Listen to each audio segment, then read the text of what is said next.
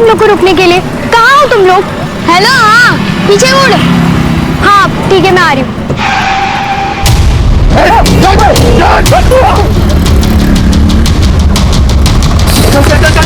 निकाल निकाल गाड़ी निकाल।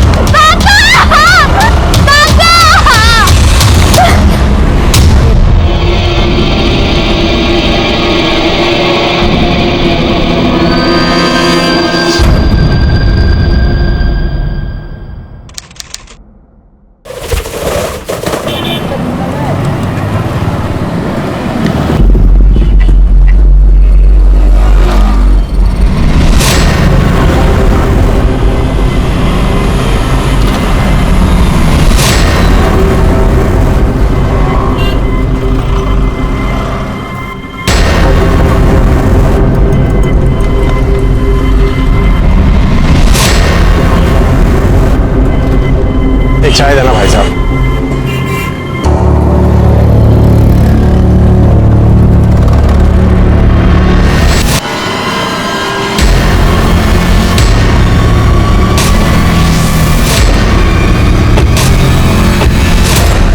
अरे रुकिए करणे सर, ही फाईल साहेबांच्या टेबलावर ठेवा. हो सर. हेलो हेलो, मैं कदम बोलतोय. डीआईजी साहब की गाड़ी चोरी हो गई है. क्या सर? अभी अभी फोन आया कि डीआईजी साहब की गाड़ी चोरी हो गई है. क्या? सारे पुलिस स्टेशन को अलर्ट कर दो. Okay sir. डीआईजी की कार की चोरी से पूरा डिपार्टमेंट सकते में आ गया था, लेकिन पुलिस के आला अफसर की कार उठाने की जुर्रत आखिर किसने और क्यों की?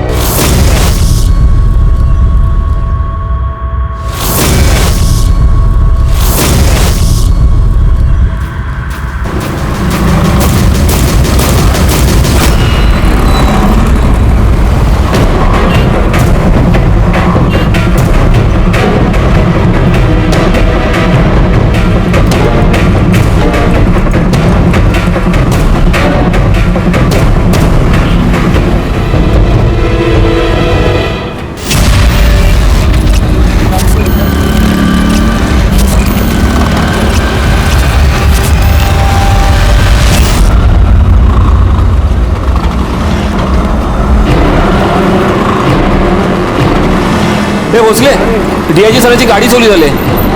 अरे ही गाडी आता 10 मिनिटापूर्वी गेली. हे कांबळे गाडी पुढे घे.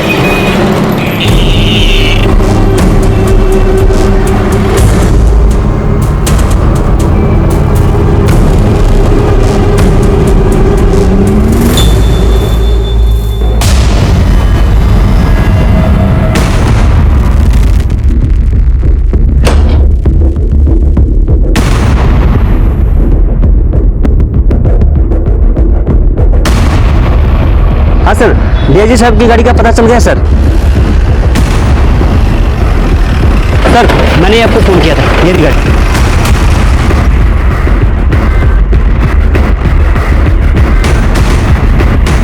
पता चला कौन लेके आया ये गाड़ी यहाँ पे? नहीं सर, मैंने आसपास के लोगों से पता किया, लेकिन किसी को कुछ नहीं पता इस गाड़ी के बारे में.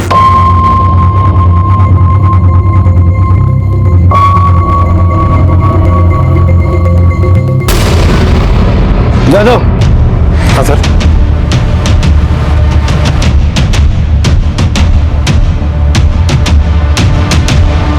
ये रहा सर.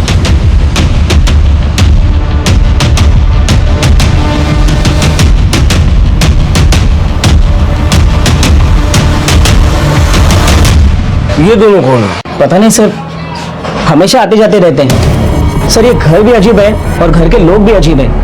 हमेशा इस घर में कुछ ना कुछ होता ही रहता है.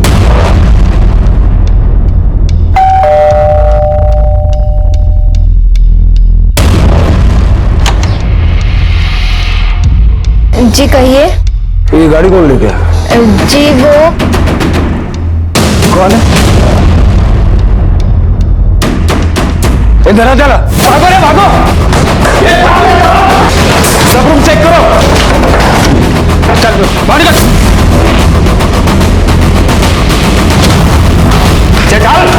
चल रे चल.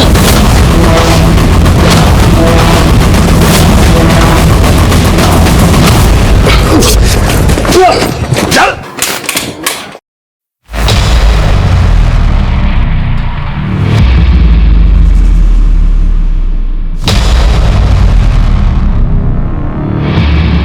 सर जिंदा है, लगता है बेहोश हो गई है, इसी गोली में इसे लाया होगा।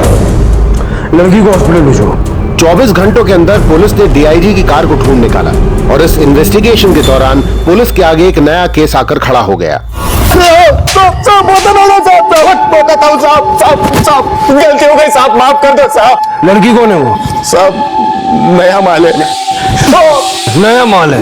वो साहब अभी डिलीवरी हुआ था साहब। इस लड़की के लिए गाड़ी उठाई थी? हाँ साहब, वो सुलेमान भाई ने बोला था कि सरकारी गाड़ी से जाएंगे तो चेक नाके से बच के निकल जाएंगे।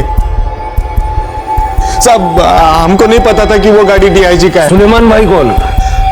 वो लड़कियां बेचता है। ये लड़की भी हमें सुलेमान भाई ने दी थी।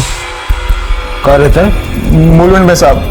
वो लड़की को पहुंचा के मैं गाड़ी निकाल के जा ही रहा था, उतने में आप लोग आ गए साहब। कहाँ से उठाया सुलेमान भाई ने इस लड़की को? साहब वो सब मेरे को नहीं पता है साहब। मेरे को लड़की दी और बोला 1 साल के लिए उसे संभाल, कुछ भी कर, लेकिन 1 साल के बाद उसको जिंदा चाहिए थी वो। 1 साल के लिए जिंदा चाहिए मतलब? साहब अल्लाह कसम बोल रहा हूँ, मेरे को कुछ नहीं पता है साहब। ये सुलेमान भाई का नंबर और एड्रेस लिखवा चल।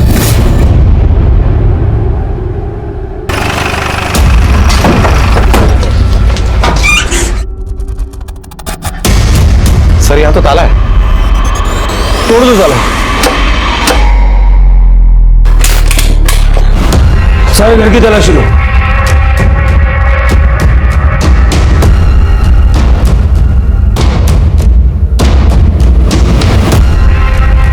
सर ये देखिए, ये एप्लीकेशन है और नाम लिखा है सुलेमान शेख। ये फोटो सारे पुलिस स्टेशन में सर्कुलेट कर दो और ये नंबर ट्रैकिंग पे डाल दो। Excuse me sir. Hello. Okay okay sir, hospital से फोन था, उस लड़की को होश आ गया है। अब कैसी हो? लड़की को उन लोगों ने बेहोशी का इंजेक्शन दिया था, डोज बहुत ज्यादा था, उसकी जान भी जा सकती, इसीलिए इतनी देर तक बेहोश थी। कोई सेक्सुअल असल्ट हुआ है? जी नहीं। ग्रेट। डीआईजी साहब की गाड़ी चोरी हुई तो एटलीस्ट हम समय पर उस लड़की तक पहुंच गए। मिल सकते हैं उससे? हाँ हाँ बिल्कुल। कैसी हो अब तुम? नाम क्या है बेटा तुम्हारा? कोयल। कहां से हो? कोल्हापुर। कोल्हापुर। तो तुम्हें बेचा किसने था? और किसने? मेरी आई ने। आर्यन उठ, बाबा को खाने के लिए बुला जल्दी से। बाबा बाबा बाबा बाबा, देखो मैं फिर से फर्स्ट आ गई।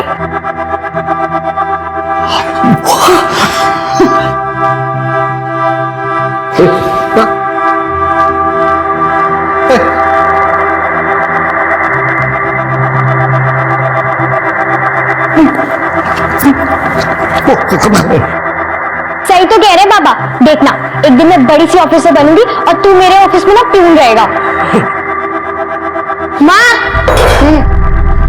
देखो ना बाबा क्या कह रहे हैं। सही तो कह रहे हैं, दिन भर इस मोबाइल में पड़ा रहता है। हाँ चलो खाना खा लो। आहो या तू जल्दी से चेंज कर ले, फटाक से आ जा। भाजी खा।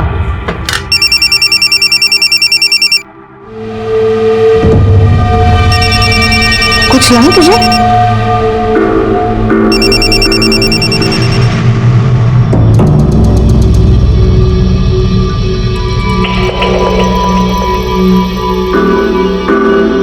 दाल में ना नमक कम है, मैं नमक लेके आती हूँ। तुम पागल हो गई हो क्या? अगर कोयल के पापा को पता चला तो मुझे जान से मार देंगे। फिलहाल तो तुम उतना ही करो जितना मैं कह रही हूँ। अब रखो फोन।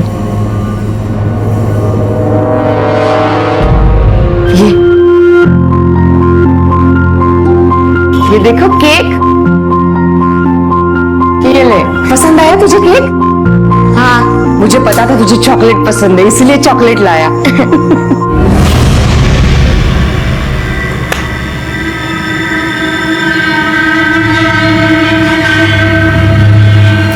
आज नहीं। अरे दादा आम्ही आर्यनला विश करायला आलो. हम भी कोई मरे नहीं जा रहे थे तेरे से मिलने के लिए इधर. काम से आए, काम की बात करने आए, समझा? क्या तमाशा लगा रखा है तूने इधर? संतोष भाऊ जी, एक मिनट. ये देख, बाबा ने जमीन के मरने से पहले 3 हिस्से किए थे. उसमें से सामने वाला जमीन का टुकड़ा तेरे को दे दिया तो तू वहां से हमारा आना जाना बंद कर देगा क्या? मुझे मेरी जमीन पे 8 फीट का रास्ता मेरी गाड़ी वहां से ले जाने के लिए चाहिए, समझा क्या? हमारी भी करोड़ों की जमीन है, तेरे आ के चक्कर में हम उसको भूल नहीं सकते. ये संतोष भाऊ जी कैसी बात करे अपने बड़े भाई से? वहिनी, आपल्या नवऱ्याला जरा समजावून सांगा मग, जो हमारी जमीन पे नाक की तरह कुंडली मार के बैठा है. चुप है, ऐसे कैसे बात कर सकते हैं आप पापा से?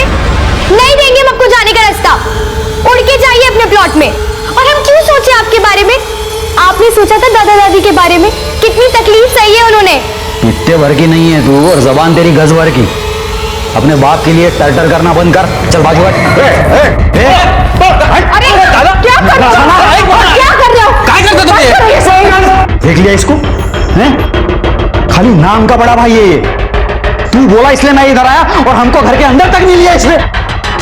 तू ऐसे सीधे सीधे मानने वाला नहीं है, तेरे को तो मैं दिखाऊंगा. भाई ये साला तू दादा तू चल इकडनं. अरे दादा तू चल इकडनं.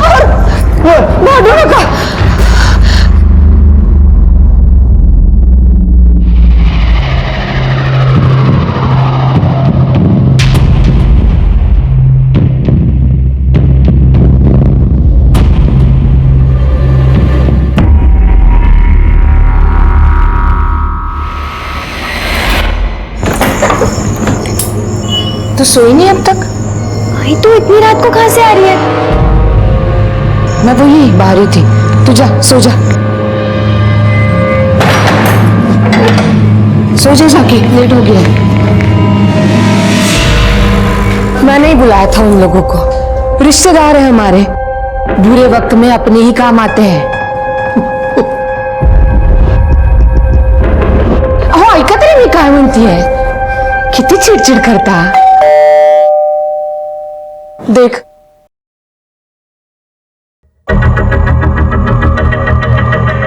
ये चला. ये क्या कर रहे हैं आप? यहाँ क्या कर रहे हैं? अपने भाई पर हमला किया इन्होंने. हाँ इंस्पेक्टर साहब, हाँ कल मैं इधर आया था रात में, हमारे बीच में थोड़ा पंगा हो गया था. उसके बाद ये मेरे घर आया, इसने मेरे घर पे पत्थर फेंके और मुझे चाकू दिखाकर इसने मारने की कोशिश की. क्या बकवास कर रहे हो तुम? हाँ नहीं इंस्पेक्टर, ऐसा कुछ नहीं किया इन्होंने. देखिए, आपको जो भी कहना है पुलिस स्टेशन में आके कहिए. फिलहाल हमारे काम में दखल अंदाजी मत करिए. इन्होंने कुछ नहीं किया, मैं बता रही हूँ आपको. चलिए. कुछ नहीं किया, कहीं नहीं किया.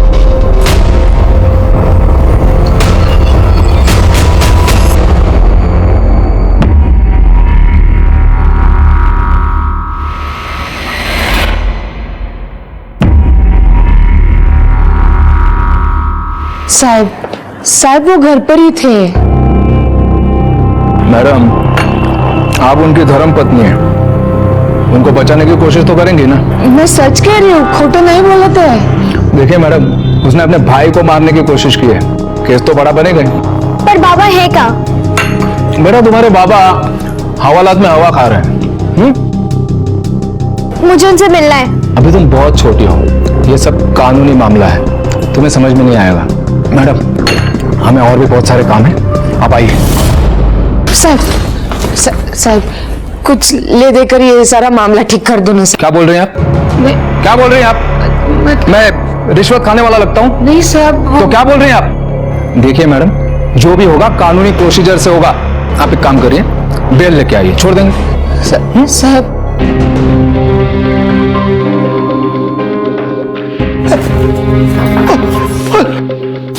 बाबा, बाबा आप कैसे हैं? बाबा ये लोग आपको क्यों नहीं छोड़ रहे? मैं जानती हूँ आपने कुछ नहीं किया है. क्या हो रहा है इधर? क्यों शोर मचा रहे हो? चलो निकलो यहाँ से. बाबा चलो. अरे चलो यहाँ से. काय झालं रे? बघ काय झालं? अरे चलो यहाँ से. मैं हे लड़की, यहाँ क्यों आई? यहाँ बगैर इजाजत के आना मना है. ये पुलिस स्टेशन है, घर नहीं. छोड़ जाओ यहाँ से. मैं बाबा को छोड़ के नहीं जाऊंगी। जाओ यहाँ से, नहीं तो बाबा की तरह अंदर कर दूंगा। नहीं, बाबा ले को जाओ नहीं इसे। जाऊंगी। चल बेटा चल। निकलो। आई मैं बाबा को छोड़ के नहीं जाऊंगी प्लीज। आई बाबा। और तुम लोग आइंदा ध्यान रहे, जाओ।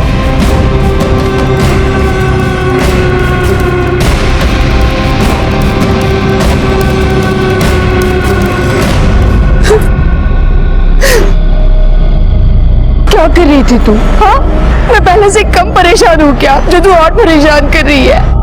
मत कर, समझता नहीं तुझे। मैडम, आपको अपने पति की बेल करवानी है क्या? हो, मेरे पास ना एक वकील है मैडम, अच्छा वकील है, अशफाक खान नाम है उसका। कार्ड देता हूँ मैडम, फोन करिए उसे, बिल 100% हो जाएगी। मेरे पति ने कुछ नहीं किया है। देखिए, आप फिक्र मत कीजिए, आपके पति की बेल हो जाएगी। आप रिलैक्स हो जाइए, बैठिए और मुझे डिटेल में बताइए। बैठिए। वकील अंकल ने बाबा की बेल भी करवा दी थी। सब बहुत खुश थे। माँ ने बाबा को छुड़ाने के लिए दिन रात एक कर दिए थे। मुझे लगा कि मैं ही गलत समझ रही हूँ। माँ सच में बाबा से बहुत प्यार करती है, लेकिन फिर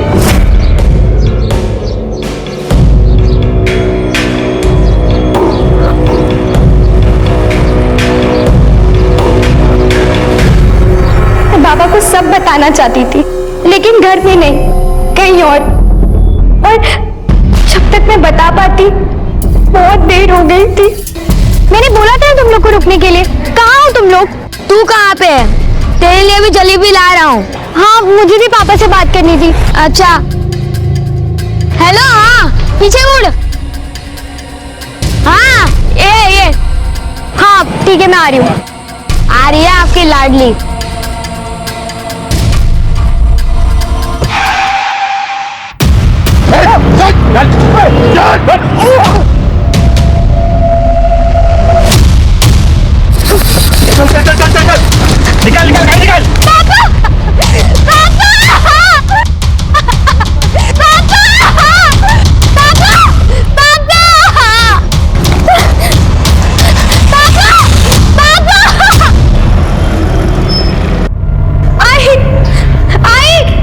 क्या हुआ बेटा?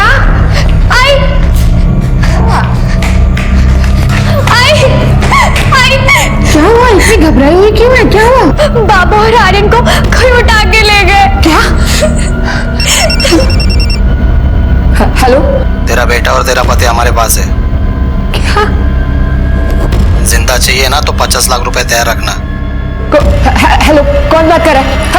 हेलो?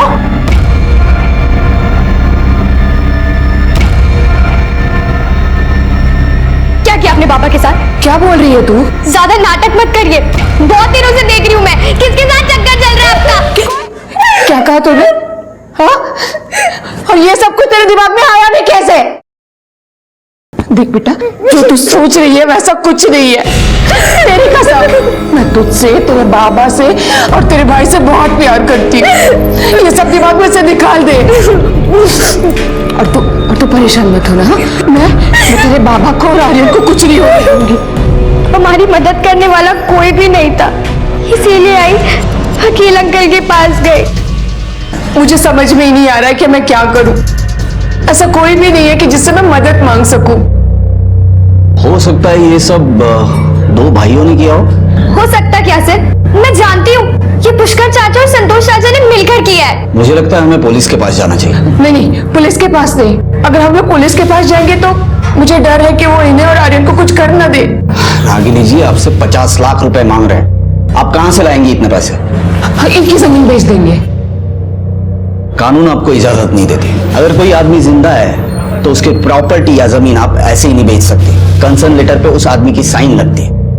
गांव में मेरी जमीन है, अगर उसे बेच देंगे ना कुछ पैसे तो आ ही जाएंगे। उस जमीन के पेपर से आपके पास? हाँ है। ये लो 30 लाख रुपए। 30 लाख देने? अरे जमीन कम से कम 70 लाख की है, 50 लाख तो आने चाहिए। देखो अशफाक भाई, अभी मेरे पास 30 लाख रुपए चाहिए तो ले लो। अरे तुम समझ नहीं रहे। हमें चलेगा।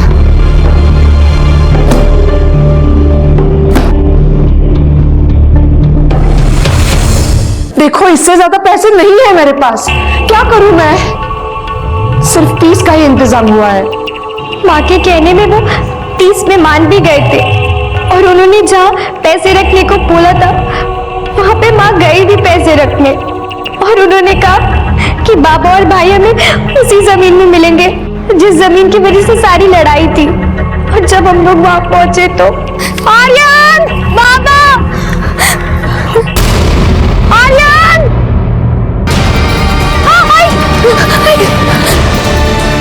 आर्यन, आर्यन,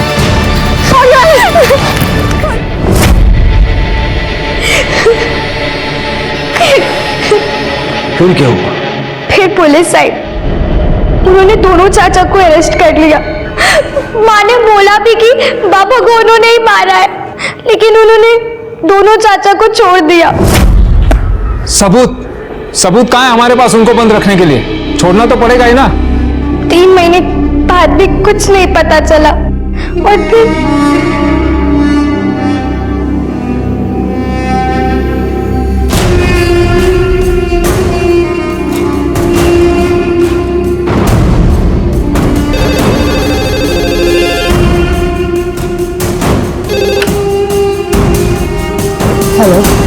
तेरी बेटी बहुत जवान हो गई है, उसका घर से निकलना बंद कर दिया।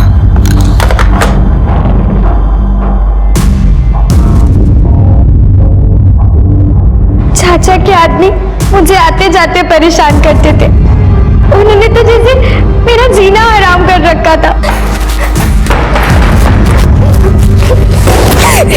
क्या हुआ? कहाँ चला?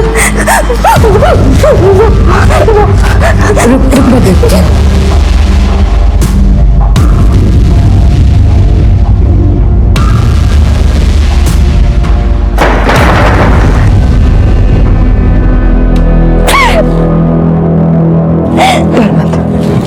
अब हम लोग यहाँ पे नहीं रहेंगे। हाँ? फिर माँ ने मुंबई आने का डिसीजन लिया। फिर आई मुझे मुंबई ले आई और मुंबई आने के बाद तो मेरा शक यकीन में बदल गया। भाई को तो जैसे सारी चीजों से आजादी मिल गई थी। वो चुप चुप कर किसी से मिलने भी जाती थी।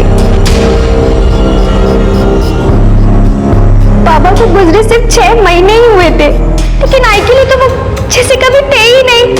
मुझे उस घर में घुटन हो रही थी और बर्दाश्त नहीं कर सकती थी मैं। और फिर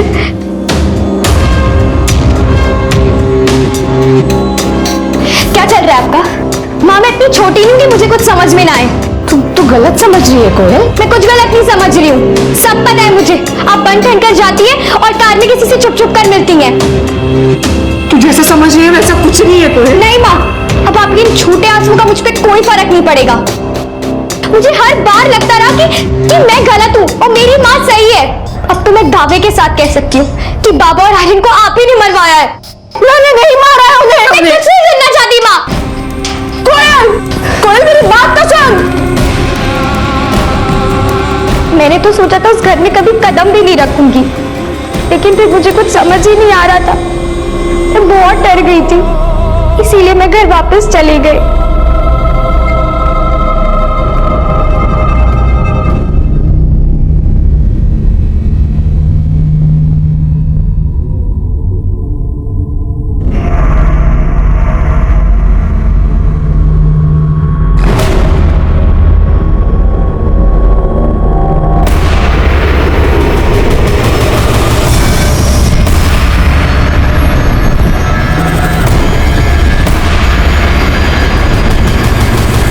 मुझे सीधा हॉस्पिटल में होश आया।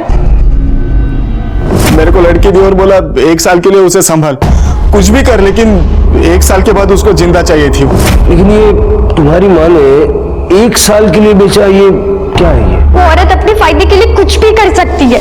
पापा तो बोल भी नहीं सकते थे, तब भी उनसे शादी कर ली क्योंकि बाबा के पास प्रॉपर्टी थी। वो औरत पैसे के लिए कुछ भी कर सकती है, इसीलिए मुझे भी बेच दिया। तुम्हारी एज कितनी है? 17 साल। इसका स्टेटमेंट ले लो और घर का पता ले लो और स्टेटमेंट पे इसके साइन ले लेना। Okay sir. बेटा आराम करो।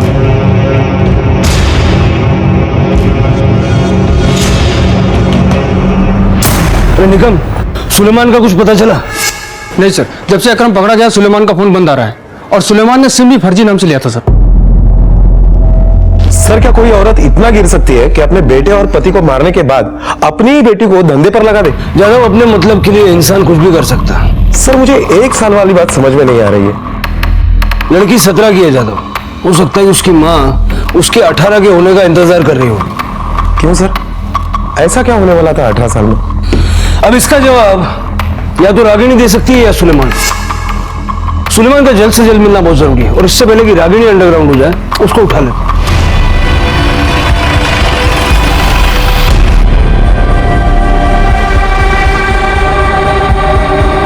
देखो अंदर जरा। सर यहाँ पे तो नहीं है, ऊपर देखते हैं।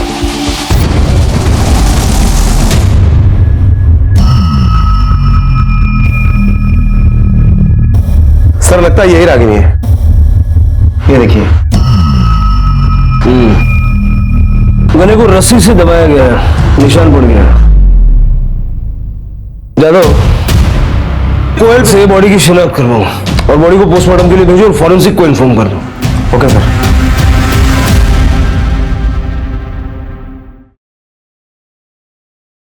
ये वही औरत है जिसे मैं आई कहती थी।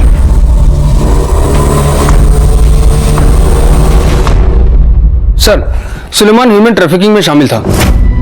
उसके खिलाफ बहुत से चार्जेस हैं पुलिस रिकॉर्ड में, ये देखिए सर। और सर मुझे लगता है कि सुलेमान ने ही रागिनी को मारा है, क्योंकि माँ बेटी यहाँ अकेली रह रही थी और सुलेमान की नजर उन पर पड़ी हो, उसने माँ को मारकर बेटी को उठाकर बेच दिया।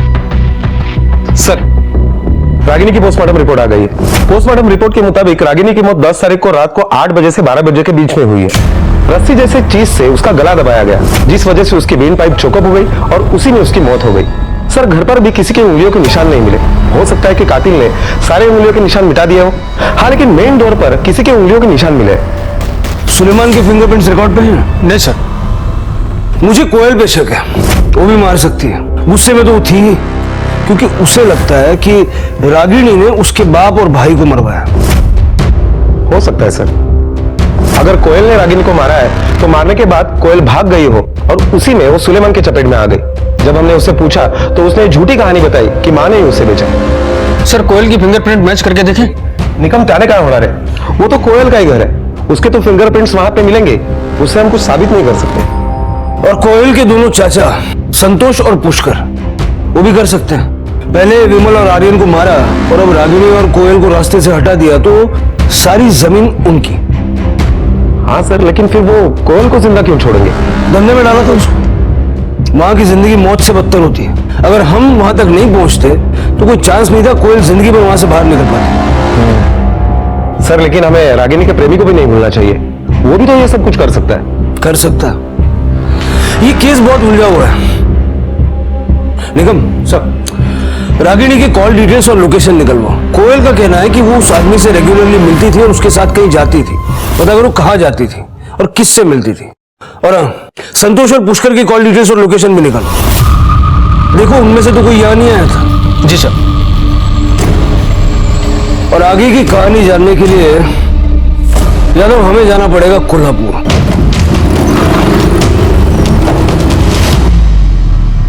लेकिन सर मैं क्या करता, जब विमल और उसके बेटे को अगवा किया गया तो किसी ने पुलिस कंप्लेंट की नहीं थी। बाद में जब उनकी डेड बॉडीज मिली तो बताया गया कि दोनों चाचा ने किया है।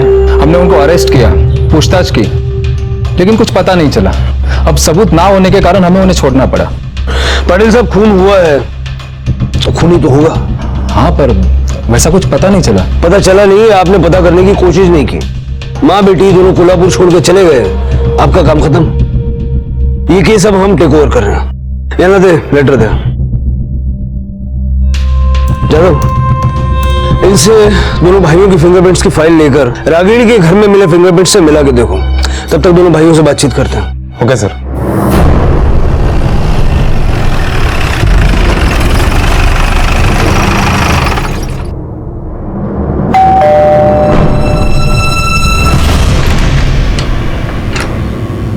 बोला क्या काम? आपकी भाभी रागिनी का खून हो गया है। बार बार उन दोनों के साथ कुछ होता है, पुलिस हमारे पीछे पड़ जाती है। अरे हमने कुछ नहीं किया है साहब। मैं मानता हूं कि हमारे बीच में झगड़ा था, मेरा दादा बचपन से ही गूंगा था, इसके लिए माँ बाप ने कुछ ज्यादा ही लाड प्यार करके उसको रोड साइड वाली जमीन दे दी थी। ये भी नहीं सोचा कि उसकी जमीन के पीछे हम दोनों भाइयों की भी जमीन है। दादा ने उसकी जमीन से हमारा आना जाना बंद कर दिया, रास्ता ही बंद कर दिया। अब आप ही बताइए, जब आदमी के पास रास्ता ही नहीं है, अपनी जमीन तक कैसे पहुंचेगा वो? करोड़ों की जमीन थी हमारी। तो जमीन पर रास्ता बनाने के लिए अपने भाई के परिवार को रास्ते से हटा दिया। ऐसा मैंने कुछ नहीं किया साहब। दिल में मेरे बहुत बार आया था कि मैं दादा को मार ही डालूं, लेकिन वो वहीनी के बारे में सोच के मैंने वैसा किया नहीं। क्यों? वो अच्छी औरत थी साहब, वो तीनों भाइयों के बीच में दोस्ती बनाकर रखना चाहती थी। हे बघ दादा, आर्यनचा वाढदिवस है। रागिनी वहिनी ने बोला है कि एक बार घर पे आ जाओ और अच्छे से बात कर लो। वो अपनी जमीन पे गाड़ी जाने के लिए रास्ता दे देंगे। मैं गया था साहब आर्यन के बर्थडे में, सोच के कि सुलह हो जाएगी, लेकिन दादा ने बेइज्जत करके हमको घर से निकाल दिया था। और अगले दिन तुमने झूठी कंप्लेंट करके अपने दादा को अंदर करवा दिया। नहीं साहब, झूठी कंप्लेंट नहीं थी, वो सच में मेरे घर पे आया था। उसने मेरे घर पे पत्थर फेंके थे, चाकू दिखाकर मुझे मारने की कोशिश भी की थी उसने। ये तेरे दादा के मोबाइल लोकेशन का रिकॉर्ड है। इसके हिसाब से वो उस दिन अपने घर पर ही था। वो तो उस दिन मोबाइल अपने घर पे ही छोड़ के आया था साहब। अच्छा, तेरे सामने वाला बंगला किसका है? मोहिते का ना? उसका सीसीटीवी फुटेज हमने चेक किया। उस रात ना विमल तेरे घर आया था, न किसी ने पत्थर फेंके थे। अब सच बोलेगा तो फायदे में रहेगा। मैं सच ही बोल रहा हूँ साहब। ऐसे नहीं मानेगा ये। क्या रिमांड रूम में गया? नहीं, एक मिनट साहब, एक मिनट साहब। मैं सच बता रहा हूँ साहब। मैंने झूठा केस बनवाया था, मैं मानता हूँ, लेकिन मैंने उसका खून नहीं किया साहब। मैं बहुत गुस्से में था, इसलिए मैंने केस बनवाया था। रागिनी और पुष्कर के बीच में कुछ था? नहीं साहब, कुछ नहीं। पक्का? हाँ साहब।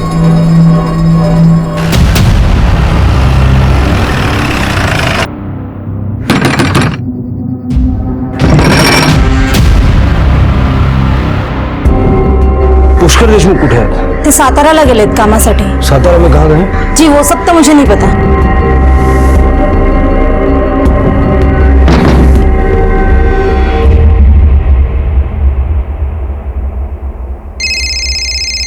हेलो सर, दोनों भाइयों की कॉल डिटेल्स आ गई है। संतोष मुंबई नहीं आया था, लेकिन पुष्कर के फोन की लोकेशन उस दिन रागिनी के घर की है। सर, एक बार शाम को 7:30 बजे के लगभग और रात को 11 बजे के करीब। उसके बाद से पुष्कर का फोन बंद है सर।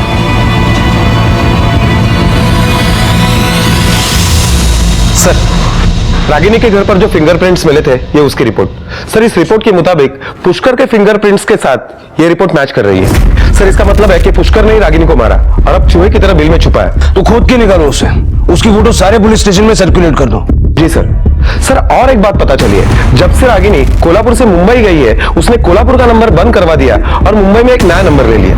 इस नए नंबर से पुष्कर के टच में थी? सर, जब तक वो कोल्हापुर में थी तब तक वो पुष्कर के टच में थी, लेकिन जब से वो मुंबई गई है, पुष्कर के साथ उसका कोई कांटेक्ट नहीं है। और कोई नंबर है जिससे अक्सर बात करती थी? जी सर, एक नंबर मिला है किसी आमन राव के नाम पर, लेकिन जब हमने इंक्वायरी की तो वो फर्जी नंबर निकला। वो मुंबई में ही एक्टिवेट था। मतलब कोल्हापुर से जाने के बाद किसी के टच में नहीं थी ना सर? अशफाक खान के नाम। उसका वकील? जी सर। सर, यकीन नहीं हो रहा है, रागिनी जी का कत्ल हो गया। आप तो जानते होंगे ना? हाँ, मैंने उनके शोहर की बेल करवाई थी। 2-3 बार उनके घर पे भी गया था खाना खाने के लिए। इतनी ज्यादा जान पहचान कि मुंबई जाने के बाद भी रागिनी आपसे देर तक बातें करती थी? सर, वो मेरी क्लाइंट है। वो अपने नाम की जायदाद, जमीन जो थी उनकी, वो बेचना चाहती थी, इसलिए मुझे बार बार फोन करती थी कि कोई अच्छा बायर ढूंढ ले और वो जमीन बेच ले। अच्छा नहीं हुआ रागिनी जी के साथ। सर, मैंने वार्न किया था लोकल पुलिस को और उनको बताया भी था। क्यों झूठे केस में फंसा रहे इन्हें? हाँ, भाई है आपके। कौन सा भाऊ? मैं कोई भाई नहीं जानता। हमारी करोड़ों की जमीन आज कौड़ियों की हो गई है। जाओ जाके उसको बोल दो कि हमें रास्ता दे दे। अगर नहीं माना तो आगे जो भी होगा उसकी जिम्मेदारी दादा की होगी। नहीं बताएगा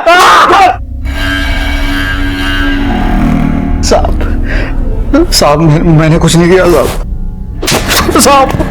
तूने और तेरे भाई ने मिलके मारा है? नहीं साहब, मैंने सिर्फ गुस्से में आके धमकी दी थी साहब, मैंने नहीं मारा। हो सकता है पुष्कर ने किया हो।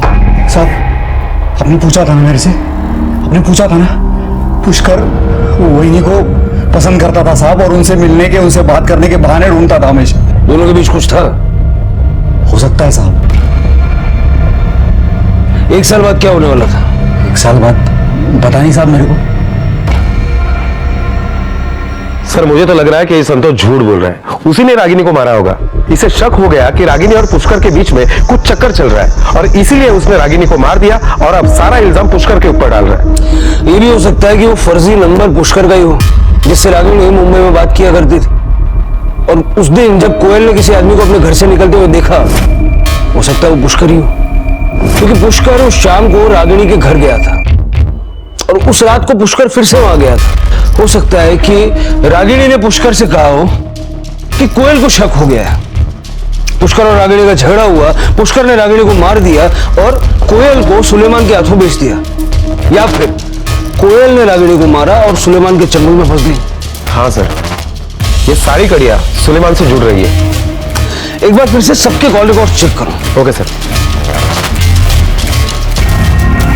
पुलिस खबरियों के जरिए सुलेमान को ट्रेस कर रही थी और दूसरी तरफ पुष्कर की तलाश में पुलिस ने पुष्कर की पत्नी के कॉल रिकॉर्ड्स को ट्रेस करना शुरू किया।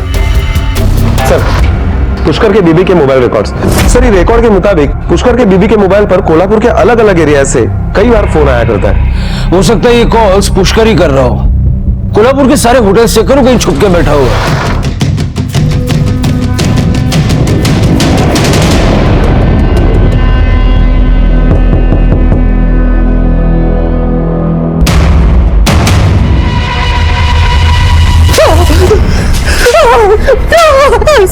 क्या चुपचाप कर रहा हो?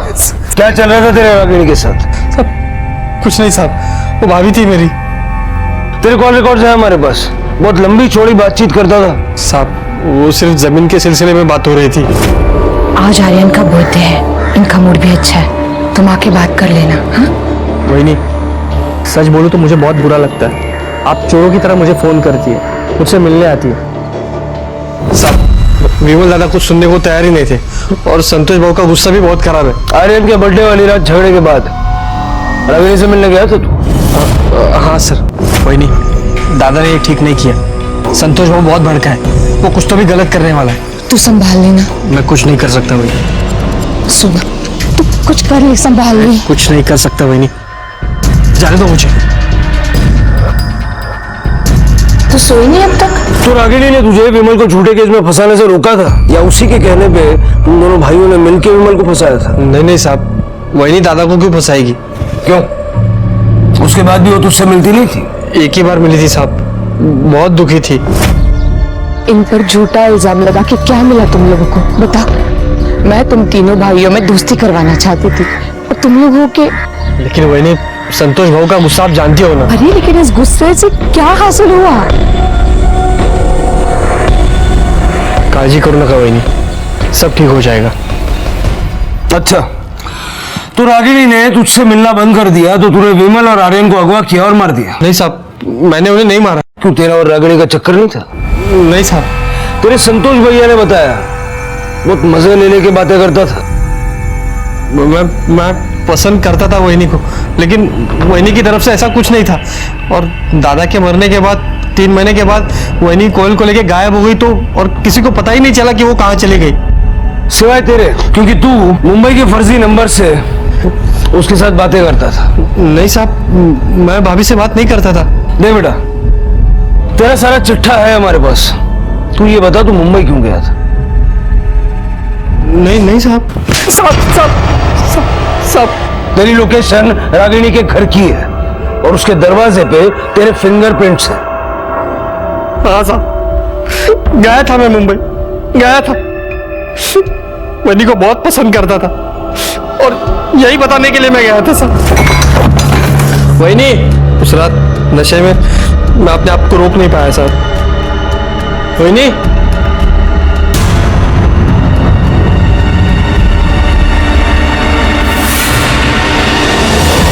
मैंने उन्हें नहीं मारा साहब। अगर तूने नहीं मारा तो छुप के क्यों बैठा था? मैं बहुत डर गया था साहब, मुझे लगा कि मेरे मोबाइल की लोकेशन वहाँ की पुलिस को मिल जाएगी, और मेरे फिंगरप्रिंट्स भी वहाँ थे ना। अपने आप को बहुत शाना समझता है तू, हाँ? इतनी देर से क्यों घुमा रहा था? सच तो ये है कि तेरा रागिनी के साथ लफड़ा था और इसी लफड़े में तूने उसे मार दिया। नहीं सर, मेरा वहीनी के साथ कोई लफड़ा नहीं था। अगर होता तो मुझे पता चल जाता कि वो मुंबई में है। मुझे तो टिकट वाले ने बताया कि वो मुंबई में है। जी साहब, पुष्कर आया था और मुझसे पूछ रहा था कि रागिनी कहाँ गई है, तो मैंने बता दिया कि वो मुझसे मुंबई का टिकट लेकर चली गई है। सर, सुलेमान नेपाल में पकड़ा गया है। सुलेमान को नेपाल से मुंबई लाया गया। अब सारी बिखरी कड़ियों को बस वो ही जोड़ सकता था। अब बता, कहां से उठाया था कोयल को? उठाया नहीं था साहब, कोयल को बेचा था किसी ने मुझे।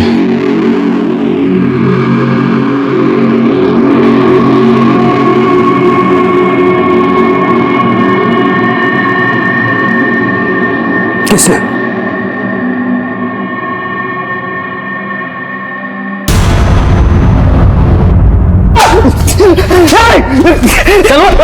उठा उठा उठा, चल बोल बोल बोल बोल बोल बोल रागिनी को कैसे मारा बोल।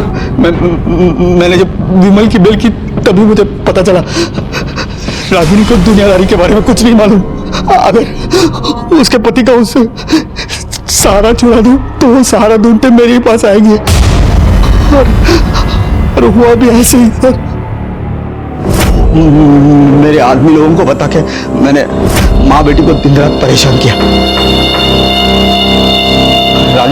रागिनी सबसे डर गई और मजबूरी में उसने मुझे सब कुछ बता दिया। मुझे तो समझ में ही नहीं आ रहा है अपनी जवान बेटी को कैसे संभालूं, इस दुनिया से कैसे बचाऊं। रागिनी जी, अपने आप को संभालिए। मैं हूं ना आपके साथ, हर कदम पे आपके साथ हूं। मारा कैसे वो बोल। सर मैंने रागिनी के साथ प्यार का नाटक किया। रागिनी को पति नहीं चाहिए था, उसके बेटी के लिए बाप चाहिए था। ऐसा बाप जो उसके बेटी को दुनिया से प्रोटेक्ट करे। मैंने रागिनी के दिल में संतोष और पुष्कर के लिए डर बिठा दिया। फिर मैंने उसे कहा कि पावर ऑफ अटर्नी मेरे नाम करे और वो मुंबई चली जाए, और मैं जमीन बेच के मुंबई आ जाऊंगा उससे शादी करने के लिए। सब कुछ प्लान के मुताबिक ही हो रहा था, पर उस कोयल के चक्कर में सब गलत हो गया। अरे रागिनी, वो जो पेपर्स है ना आपने दिए हुए, वो तुम रो क्यों रही हो? क्या हुआ क्या तुम्हें? आपने मेरे लिए और मेरी बेटी के लिए बहुत कुछ किया है, मगर ये रिश्ता मैं और नहीं निभा पाऊंगी। क्या बोल रही हो तुम? मैं तुमसे प्यार करता हूँ और तुम भी मुझसे प्यार करती हो। बहुत इज्जत करती हूँ आपकी, मगर प्यार अपनी बेटी से करती हूँ, और जब वही खुश नहीं है इस रिश्ते से तो हमें अलग होना ही होगा। अशफाक, आप यहाँ से चले जाइए। अपनी बेटी की खुशी से बढ़कर मेरे लिए और कुछ नहीं है, और हो सके तो मुझे माफ कर देना।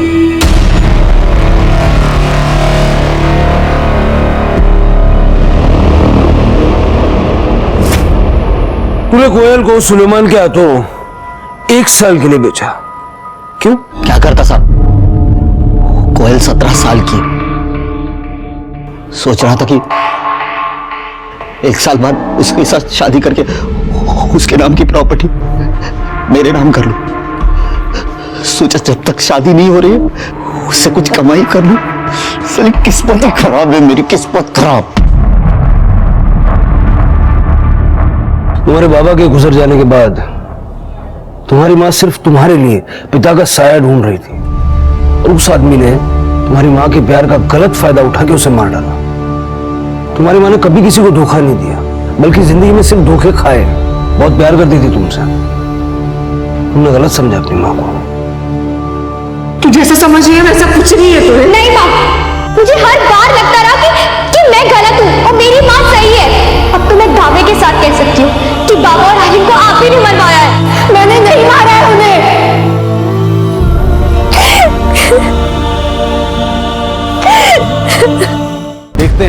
हमारे आज के एपिसोड की दूसरी कहानी। साला बच्चा चोरी करने आता है। बता कहाँ बच्चे?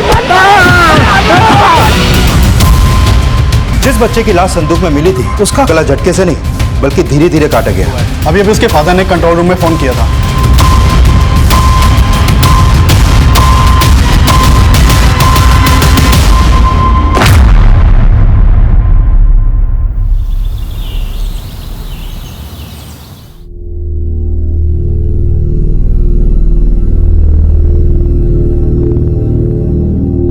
क्या सोच रही हो दीदी?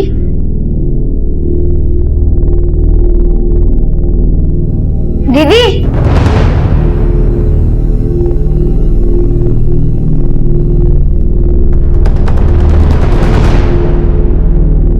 अरे शगुन, वहां क्यों खड़ी है? क्या हुआ? कुछ नहीं हुआ मम्मी। टिफिन। चलो दीदी, लेट हो रहा है। बाय मम्मी, बाय पापा। अरे अरे प्यार तो... बैठ जा बैठ जा बैठ जा। जब तक तू प्यारी करने के लिए उठेगी ना, उनके स्कूल में खाने की छुट्टी हो चुकी होगी। तूने मुझे वो बात बोलने क्यों नहीं दी? हमें वो बात मम्मी पापा से नहीं छुपानी चाहिए। दीदी, खतरा क्यों मोल ले रही हो? बोलोगी ना तो प्रॉब्लम और बढ़ जाएगी।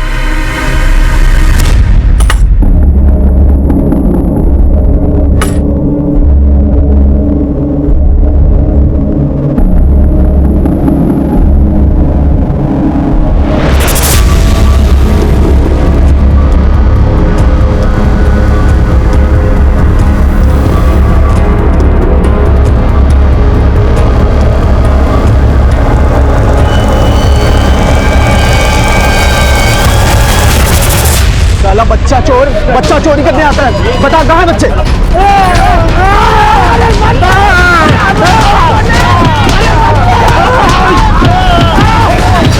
बच्चा चोरी आता है। बता कहाँ बच्चे?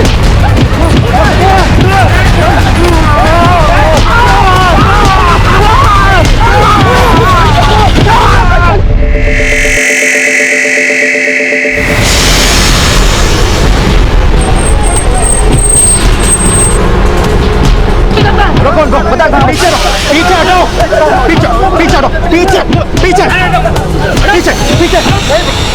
पीछे हटो। क्यों मार रहे हो लोगों को? साहब, ये दोनों बच्चा चोर हैं। किसका बच्चा चुराने की कोशिश की इन लोगों ने? बोलो, किसने देखा इनको बच्चा चुराते हुए? बिना कुछ सोचे समझे ऐसे पीट रहे थे इन दोनों को? साहब, ऐसे नहीं पीटा। यहाँ पे जगह जगह से बच्चे गायब हो रहे हैं। इन्हें पहले यहाँ कभी नहीं देखा। हमको पूरा शक है कि ये दोनों बच्चा चोर हैं। क्यों भाई लोग बच्चा चोर हैं? एक मिनट, हम देखते हैं। अजीत, हॉस्पिटल लेके जाओ इनको।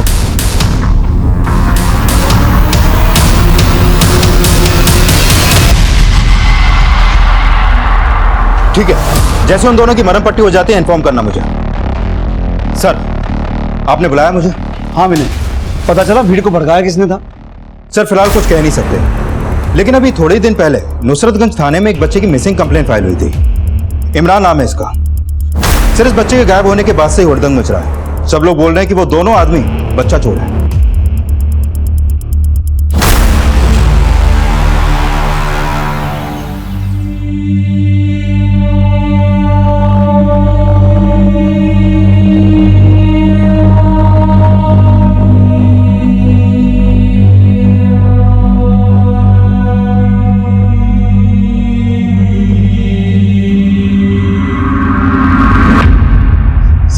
हम लोग बच्चा चोर नहीं है साहब, हम लोग टेरी गांव के गरीब लोग हैं साहब।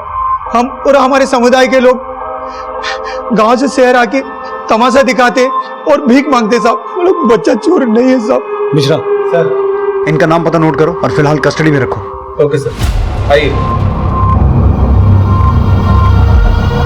विनय, इनके बारे में सब कुछ अच्छे से पता करो। देखो, सच बोल रहे हैं कहानी बना रहे हैं। Okay sir. सर, अपने एरिया से आज एक कर्ण नाम का बच्चा मिसिंग हुआ है। अभी उसके फादर ने कंट्रोल रूम में फोन किया था।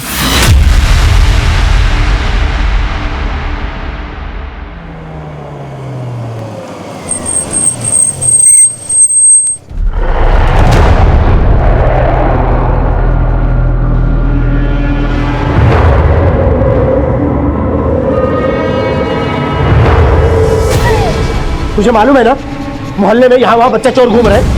सारे बच्चे स्कूल के आधे रास्ते से घर लौट आए। ऐसे माहौल में भी तू अपने बच्चे पर ध्यान नहीं दे पाई? अरे धर्म जी, दीदी को इतना भी मत सुनाइए।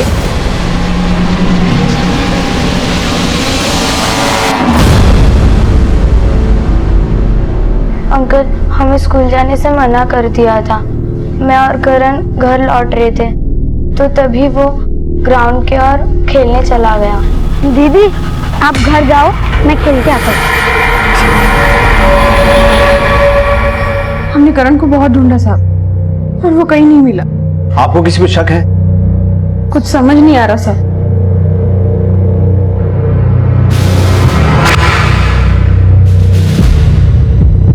उस ग्राउंड और इस मोहल्ले में सबसे पूछताछ करो। हो सकता है किसी ने करण के आसपास किसी संदिग्ध को देखा हो जिसने उसे किडनैप किया। Okay sir.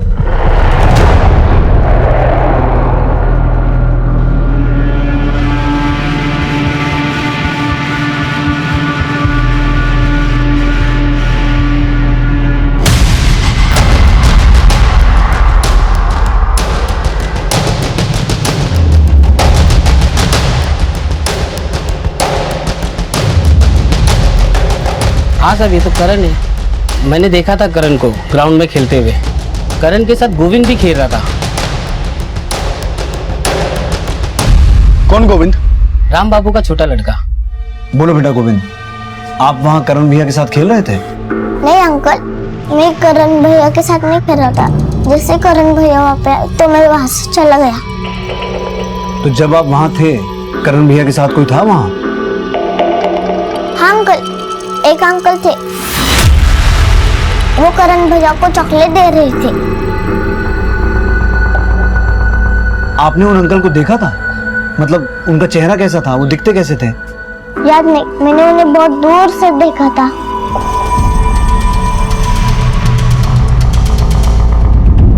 हो सकता है वो आदमी करण को बहकाने की कोशिश कर रहा हो और उसी ने करण को अगवा किया हो। उस पूरे एरिया में एक बार दोबारा पूछताछ करो और जहां कहीं भी सीसीटीवी दिखे उसकी फुटेज खंगालो। अगर गोविंद ने वहां करण के साथ किसी को देखा था तो हो सकता है किसी और ने भी कुछ विटनेस किया हो। Okay sir. 5 वर्षीय गोविंद के बयान के आधार पे अब उस अज्ञात आदमी का पता लगाया जा रहा था जिसे गोविंद ने 7 वर्षीय करण को चॉकलेट देते हुए देखा था, लेकिन फिलहाल कोई भी लीड नहीं मिल पाई थी और भीड़ की हिंसा का शिकार हुए उन 2 के बैकग्राउंड में भी कुछ खास सस्पिशियस नहीं मिला था। सर, उन दोनों आदमियों के बारे में पता चला है जिनकी भीड़ ने पिटाई की थी। वो टिहरी गांव के और उनका कोई क्रिमिनल रिकॉर्ड भी नहीं है। करण की कोई लीड? सर, ग्राउंड के पास तो कोई भी सीसीटीवी नहीं है और न ही आसपास के एरिया के सीसीटीवी फुटेज में भी कुछ खास मिला है और वहां किसी संदिग्ध के देखे जाने की भी कोई इन्फॉर्मेशन नहीं मिली है सर। लेकिन गोविंद ने करण के साथ किसी आदमी को देखा तो था जो करण को चॉकलेट दे रहा था, तो पूरे चांसेस हैं कि उसी आदमी ने करण को अगवा किया हो। Excuse me sir. हेलो।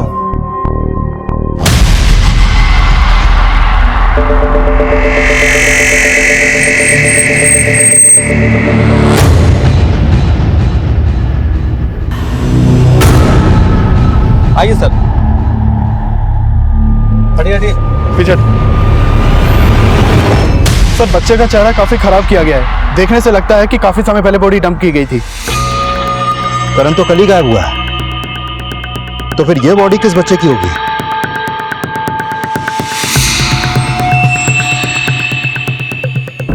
आप लोगों के लिए नाश्ता बनाकर लाए। पता चला करण का?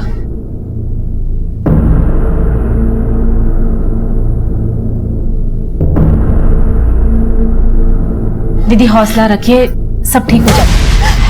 तुम्हारे हमदर्दी की जरूरत नहीं है मुझे। अंजलि, क्या बदतमीजी है ये? आप अपने नौकर की बीवी के लिए मुझ पे चिल्ला रहे हो। अपने मतलब के लिए आप चढ़ा हुई ना सर पे। मुझसे ये लोग बर्दाश्त नहीं होते। अरे बस करो। आपने तो आस्तीन के सांप पाल रखे हैं। पता नहीं कौन सा सांप डस गया मेरे करण को। आप कहना क्या चाहती हो? साफ साफ कहिए ना। साफ साफ ही कह रही हूँ। अरे चुप करो, बंद करो अपनी तू मैं। तू यहाँ क्या कर रहा है? काम धंधा नहीं है तुझे? जा जाके दुकान खोल। दुकान खोलने जा रहा था, एक बात पता चली तो बताने चला आया। कौन सी बात? अदनाबाग में ना पुलिस को एक बच्चे की लाश मिली है। बच्चे की लाश? जी भाई साहब, और वो लाश पुलिस को एक संदूक में मिली है।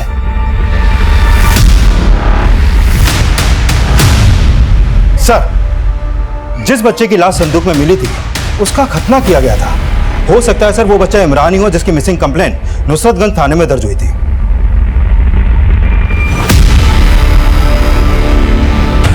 राम बाबू, तूने मेरे करण के साथ दुश्मनी निकाली ना, छोड़ूंगा नहीं। जा ना दिखा। अरे तू जानता नहीं है मुझको, तेरे बीवी बच्चों को साले पे भीख मंगवाऊंगा। अभी मेरे घर में कोई नहीं रहेगा। निकल, सब लोग निकल घर से। किराया देते हैं हम लोग, मुफ्त में नहीं रहते, समझा ना? अच्छा। और अगर अभी मेरे पति को हाथ लगाया ना तो मुझसे बुरा कोई नहीं होगा। जबान संभाल कर बात कर इनसे। तू तो जा यहाँ से, समझी ना? तेरी औकात नहीं है मेरे ऊपर चिल्लाने की। तेरे इशारों पर ये मकान मालिक नाचते होंगे, हम लोग नहीं नाचने वाले। और हाँ, अब दम है ना तो ये घर खाली करवा के दिखाओ। घर भी खाली करवाएंगे और तुम दोनों को जेल भी भिजवाएंगे। अपने पति पे तो चलती नहीं है, हमें आंखें दिखाओगी? ज्यादा बकवास मत कर, पहले तो सामान सब निकाल। सामान निकाल सकते।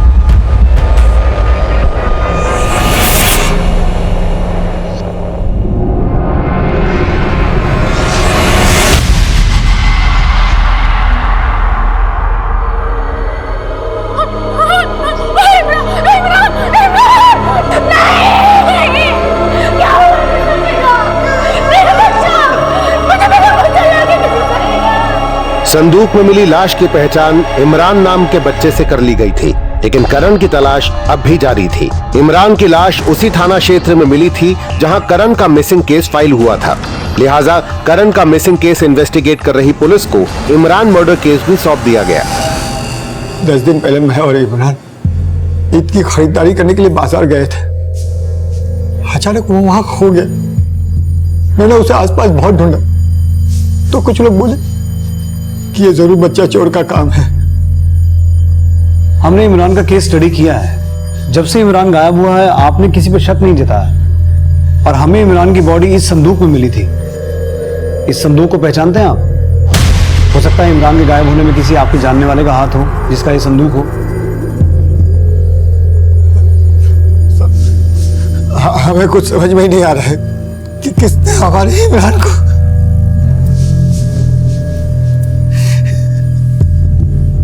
सर पता चला है कि करण के पेरेंट्स का अभी अभी उनके किराएदार रामबाबू और उसकी बीवी से बहुत बड़ा झगड़ा हुआ है। वो लोग रामबाबू के परिवार पर उनके बेटे करण को गायब करने का आरोप लगा रहे थे। ये रामबाबू वही है ना जिसके बेटे गोविंद ने एक आदमी को करण को चॉकलेट देते हुए देखा था?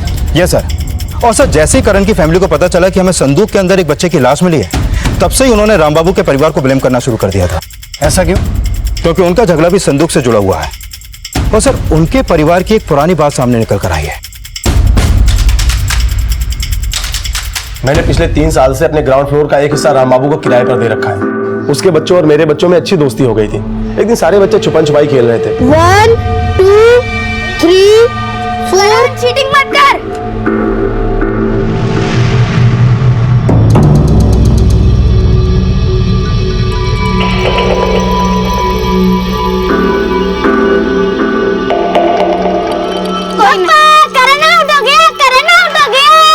इसमें क्यों छुपेंगे? इसमें नहीं छुप सकते। नहीं, गेम में सब चलते हैं, कहीं भी छुपते हैं और तू आउट हो गया। अच्छा मैं आउट हो गया? करण कभी आउट नहीं होता। करण, शगुन दीदी, गोविंद। 2-3 घंटे बाद पता चला कि करण ने अंकित को संदूक में बंद कर दिया था। मम्मी, शगुन, गोविंद, करण, मुझे खा लो करण, गोविंद, शगुन दीदी, मम्मी। अंकित, तुझे क्या हुआ तुझे?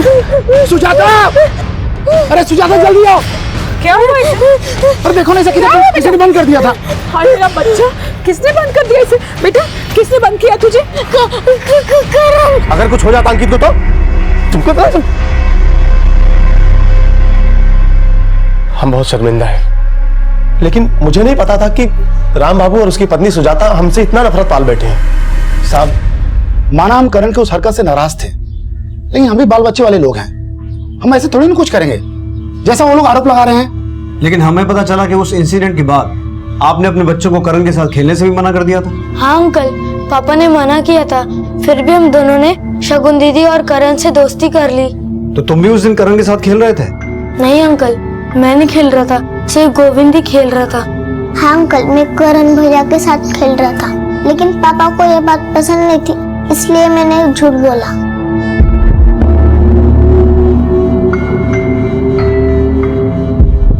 तो बेटा गोविंद, तुमने और क्या क्या झूठ बोला?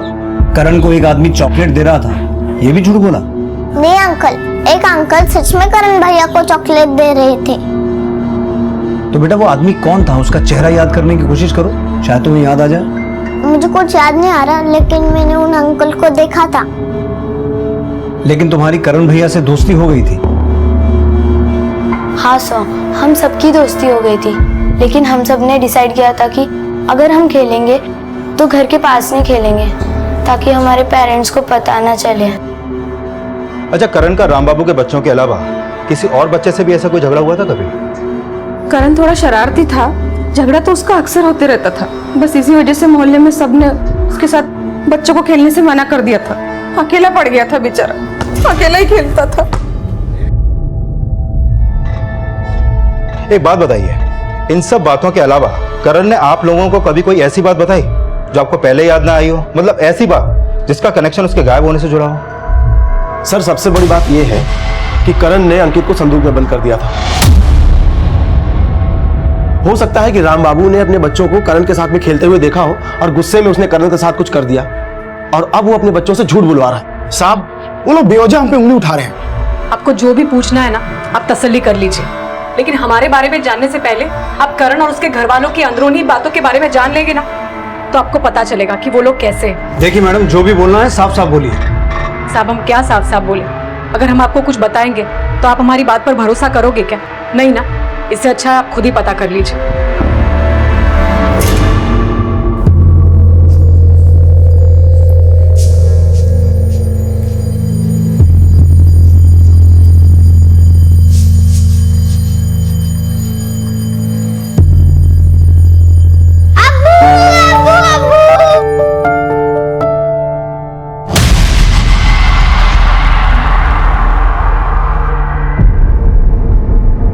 इमरान को याद करके आंसू बहा रहे हो या ये किसी पछतावे के आंसू हैं?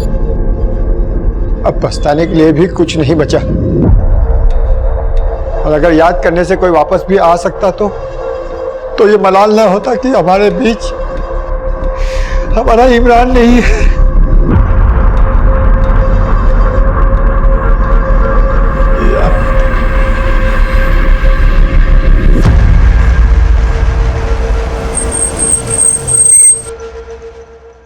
सर, ये राम बाबू और उसकी बीवी को ज्यादा ही चालाक लगते हैं। इनकी पिक्चर खुली नहीं कि इन्होंने करण की फैमिली का ट्रेलर दिखाना शुरू कर दिया। और सर, ये लोग जरूर कोई स्क्रिप्ट लिखकर बैठे हैं जिसके डायलॉग शायद ही अपने बेटे से रटवा कर बुलवा रहे हैं। करण को चॉकलेट देने वाले आदमी के बारे में अभी तक तो कुछ पता चला नहीं है, लेकिन मान लो कि ऐसा कोई आदमी था तो हो सकता है करण उसे जानता हो सकता है वो आदमी करण की फैमिली से जुड़ा कोई हो। राम बाबू की फैमिली के साथ साथ करण की फैमिली के बारे में भी सब कुछ पता लगाओ, और इसके साथ साथ इमरान के मर्डर से जुड़े हर एंगल को इन्वेस्टिगेट करो। इमरान की बॉडी हमें संदूक में मिली थी और करण ने भी खेल खेल में अंकित को संदूक में बंद किया था, जिसकी वजह से करण और अंकित के परिवारों में आपस में झगड़ा भी हुआ था। पता लगाओ इस संदूक वाले एंगल का इन दोनों केसेस से कोई कनेक्शन है या फिर ये दोनों केसेस अलग अलग है। Okay sir.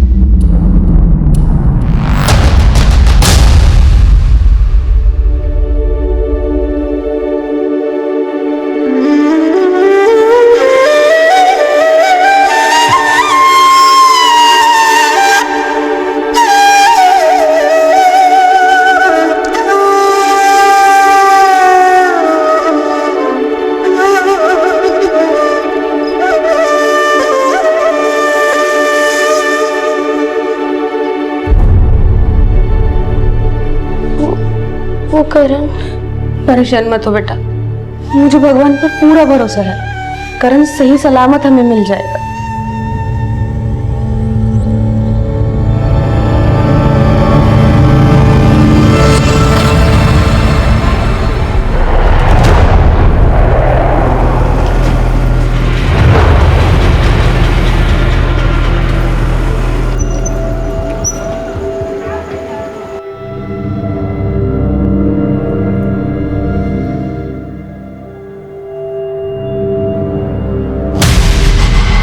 बहुत मिस कर रहे हो ना करण को?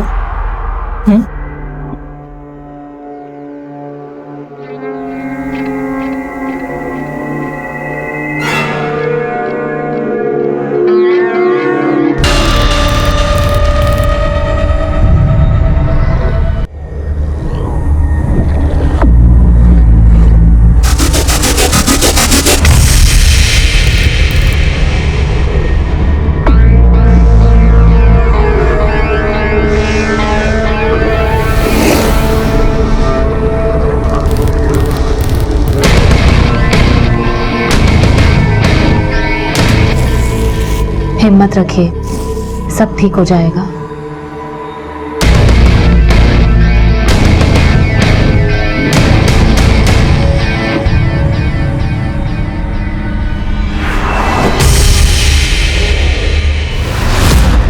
सर, ये है राम बाबू और उसकी बीवी सुजाता के कॉल रिकॉर्ड्स। करण के गायब होने को उस बात से जोड़ के देखा जा रहा था जिसमें अंकित को संदूक में बंद करने के बाद करण राम बाबू और उसकी बीवी सुजाता की नफरत का शिकार हो सकता था। वहीं दूसरी तरफ इमरान मर्डर केस में इमरान के माता पिता से जुड़ी बातें भी पता की जा रही थी। इन दोनों केसेस का फिलहाल कोई कनेक्शन सामने नहीं आया था, लेकिन करण के परिवार से जुड़ी कुछ हैरान कर देने वाली बातें सामने आई। धर्म और फातिमा का अफेयर चल रहा है और धर्म की पत्नी अंजलि और फातिमा के पति उस्मान को ये बात पता है। यस सर, ये सब उन्हें अच्छे से पता है और हो सकता है कि ये सब बातें करण के गायब होने से भी जुड़ी हो सकती है और इन सब की जड़ शायद धर्म ही है। कैसे? सर, उस्मान धर्म के गांव का है और कई सालों से उसके यहाँ काम कर रहा है, लेकिन सर उस्मान के बारे में उसके साथ काम करने वालों से ये पता चला है कि उस्मान गे है। आते रहेगा भाभी। ये देखिए, मेरी चॉइस से ले जाइए भाभी जी, मर्दों की पसंद को अच्छी तरह से जानता हूं मैं। और इसके बावजूद उस्मान की शादी फातिमा से हो गई, लेकिन सर शादी के 5 साल के बाद भी इन दोनों का अभी तो कोई बच्चा नहीं है और ऊपर से उसकी बीवी को धर्म ने अपने जाल में फंसा रखा है। अब उस्मान चाहकर भी कुछ नहीं कर सकता क्योंकि खुद उसकी ही बीवी उसे जलील करती है।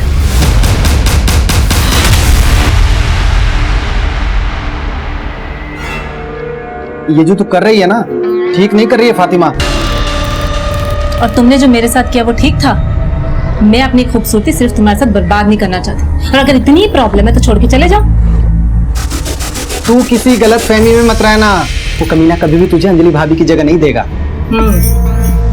उस्मान जैसे पानी अपनी जगह खुद बना लेता है, वैसे फातिमा भी अपनी जगह बनाना जानती है।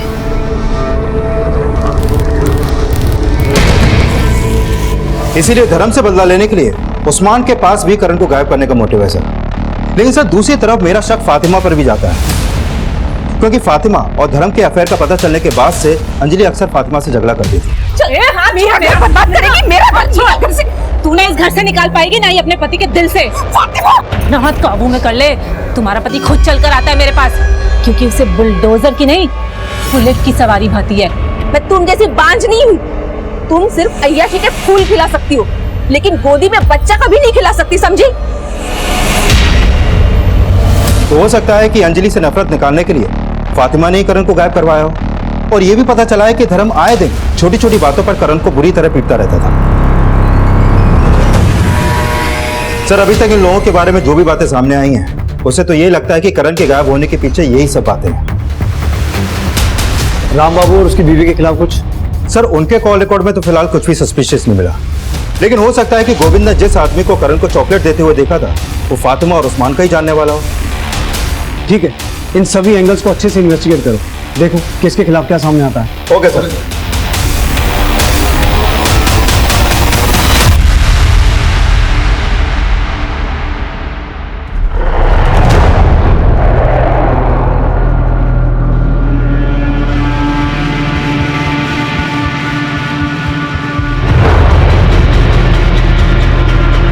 शगुन के हाव भाव इशारा कर रहे थे कि वो कोई ऐसा राज जानती थी जिससे वो लगातार डरी हुई नजर आ रही थी, लेकिन उसके डर और करण के गायब होने की वजह का खुलासा करण के माता पिता और उस्मान फातिमा से जुड़ा था।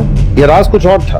फिलहाल करण का गायब होना रहस्य ही बना हुआ था और इस बीच इमरान की पोस्टमार्टम रिपोर्ट सामने आई। सर, ये इमरान की पोस्टमार्टम रिपोर्ट। सर, इस रिपोर्ट के मुताबिक इमरान की मौत उसी दिन हुई जिस दिन इमरान के फादर सैयद ने उसकी मिसिंग कंप्लेंट दर्ज करवाई थी। लेकिन सर, हैरानी की बात यह है कि इमरान का गला झटके से नहीं बल्कि धीरे धीरे काटा गया, जैसे किसी जानवर की बलि दी जाती है। What? यस सर, रिपोर्ट में यही सामने आया। और सर, इमरान के गायब होने का कोई मोटिव भी सामने नहीं आया और न ही इमरान के फादर को उसके गायब होने के बाद कोई रैंसम कॉल आया था। सर, हो सकता है कि इमरान को किसी अंधविश्वास के चलते सिर्फ उसकी बलि देने के लिए गायब किया हो और फिर बलि देने के बाद उसकी बॉडी को डंप कर दिया गया हो। विनय, अगर ऐसा है तो हो सकता है कि इमरान के गायब होने का कनेक्शन किसी तांत्रिक से हो। उस एरिया के जितने भी तांत्रिक हैं सबको राउंड अप करो। और विनय, कहीं ऐसा तो नहीं कि करण को भी इसी मकसद से गायब किया गया हो?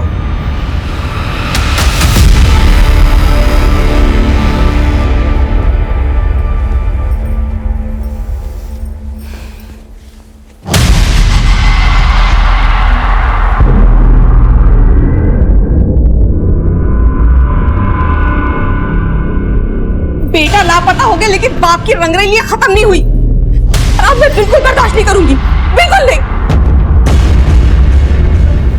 लोगों के बीच में तमाशा बनाना चाहती है। वैसे भी अब बच्चा क्या है? अंजलि,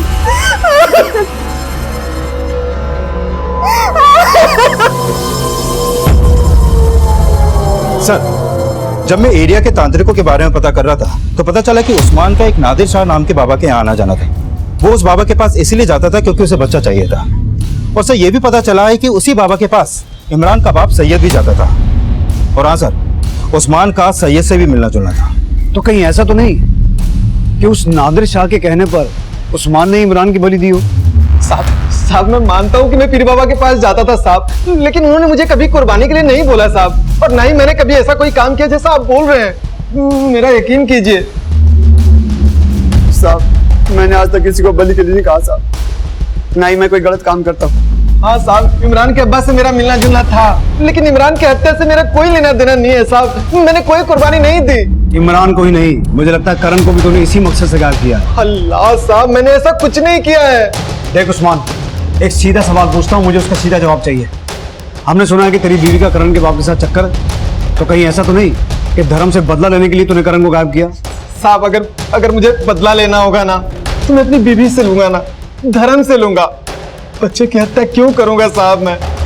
मैंने ऐसा कुछ नहीं किया साहब, मैं सच कह रहा हूँ। मैं सोचता था कि उस्मान दोस्त है मेरा, लेकिन मुझे पता नहीं था कि वो इमरान के साथ ये सब करेगा। लेकिन उसे ये सब करने के लिए तो उसी बाबा ने बोला होगा ना, जिस पर तुम भी भरोसा करते थे। उन्हें देखकर कभी ऐसा लगा ही नहीं कि वो ये सब बोलेंगे, और मुझे समझ में ही नहीं आया कि कौन भरोसेमंद है और कौन धोखेबाज। लेकिन कभी कभी धोखा भी वही लोग करते हैं जिन पर हम बहुत भरोसा करते हैं।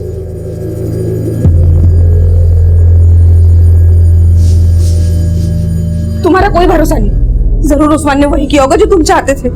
जब वो अपनी बीवी तुम्हें सौंप सकता है तो तुम्हारे कहने पे करण को गायब करना उसके लिए कौन सी बड़ी बात है? बस करो अंजलि, माना कि मैं अच्छा पति नहीं हूं, लेकिन मेरे दोनों बच्चे मेरी जान है, और अगर उस्मान ने ऐसा किया है तो मैं उसको छोड़ूंगा नहीं। उस्मान ही नहीं, उसकी बीवी ने भी हमेशा खंजर घोंपा है तुम्हारी पीठ में। पर तुम्हें क्या, तुम तो उसकी अंगड़ाइयों में मशरूफ थे। अगर मुझे मेरा करण सही सलामत वापस नहीं मिला ना तो मैं तुम्हें मार डालूंगी और खुद भी शगुन के साथ जहर खा लूंगी। अंजलि,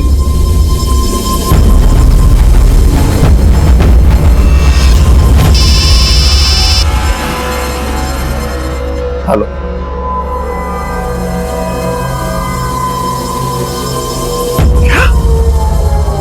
सर, मैंने इमरान के फादर सैयद से उस तांत्रिक और उस्मान के बारे में बात की। उसका कहना है कि उसको पहले कभी भी इनकी इंटेंशन पे कोई शक नहीं हुआ, और सर उस तांत्रिक और उस्मान के खिलाफ अभी तक कुछ खास मिला भी नहीं है। सर करण के फादर आए हैं, उन्हें करण की फिरौती के लिए कॉल आया है। सर 5 लाख रुपए मांगा उन लोगों ने, और बोले कि दोबारा फोन करके बताएंगे कि पैसे कब और कहां पहुंचाने हैं। वो नंबर दिखाइए जिससे कॉल आया था। हाँ सर। इधर पुलिस करण की फिरौती मांगने वालों का पता लगा ही रही थी कि एक दूसरे थाना क्षेत्र में एक और बच्चे की लाश मिलने की घटना सामने आई।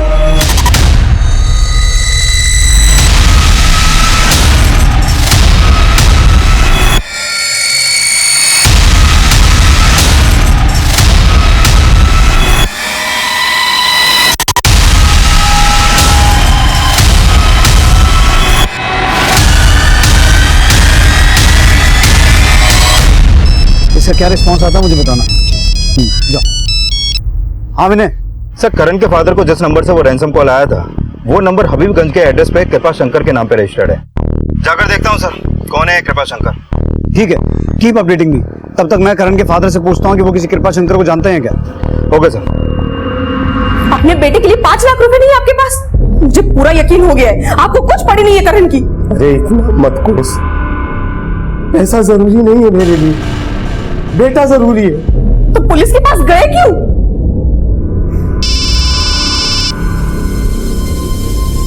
हेलो, कृपा शंकर? नहीं सर, मैं ऐसे किसी नाम के आदमी को नहीं जानता हूँ। ठीक है सर, आप करण को सही सलामत बचा लेंगे ना? देखिए, आप फिक्र मत कीजिए, लेकिन वो लोग आपको पैसों के साथ जहां भी बुलाएं आप मना मत करना, लेकिन उन्हें इस बात की भनक नहीं लगनी चाहिए कि आपने हमें सब कुछ बता दिया है। ठीक है सर।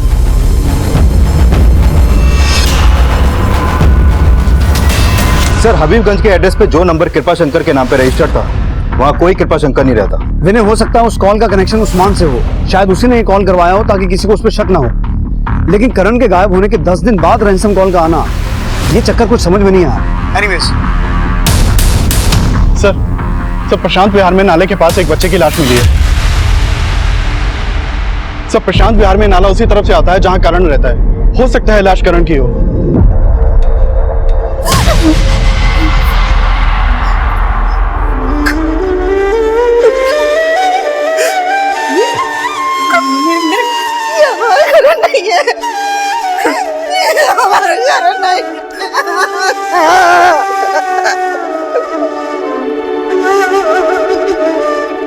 ये कपड़े हमें बच्चे की लाश पर से मिले हैं। क्या ये करण के ही कपड़े हैं?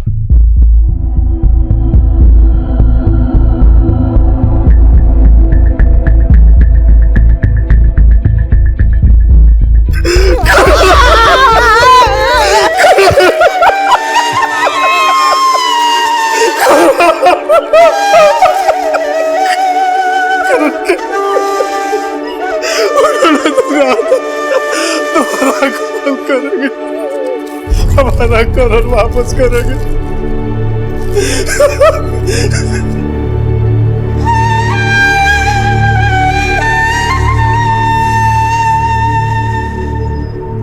नाजिया, बात को समझने की कोशिश। हाथ मत लगाओ मुझे। मैंने सपने में भी नहीं सोचा था कि तुम इतना गिर सकते हो। नाजिया, लेकिन मेरी बात। बस, अब और नहीं सहूंगी मैं।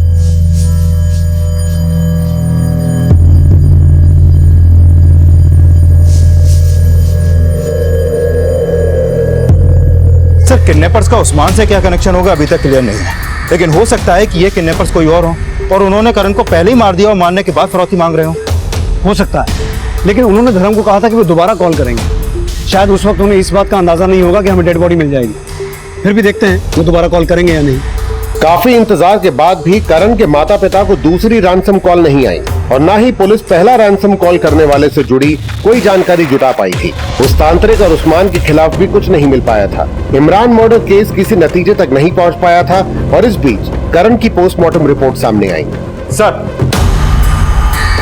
ये करण की पोस्टमार्टम रिपोर्ट, इस रिपोर्ट के मुताबिक उसकी मौत पानी में डूबने की वजह से ही हुई और इस रिपोर्ट में यह भी सामने आया है कि करण को काफी लंबे समय से मॉलेस्ट भी किया जा रहा था। और सर, उसकी मौत उसी दिन हो गई थी जिस दिन वो गायब हुआ था। क्या? करण को मॉलेस्ट? जी हाँ। आपको इस बारे में कुछ पता नहीं था? कोई अंदाजा है कौन हो सकता है? नहीं सर।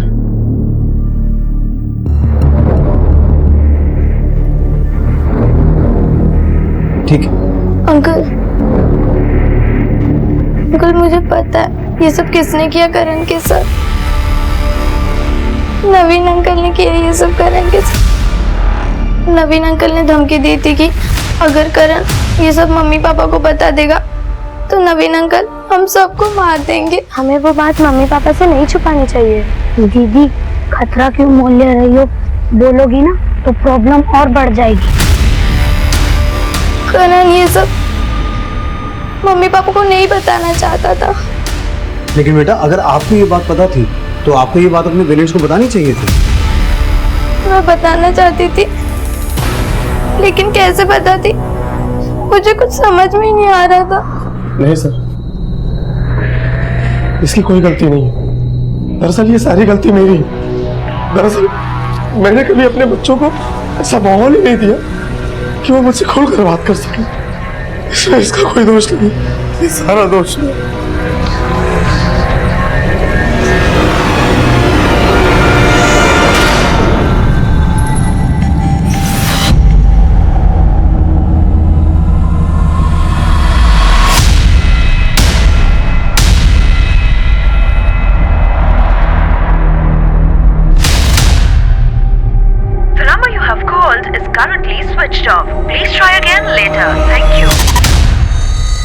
सर, ये नवीन खंडवा का रहने वाला है, यहाँ किराए पे रहता था।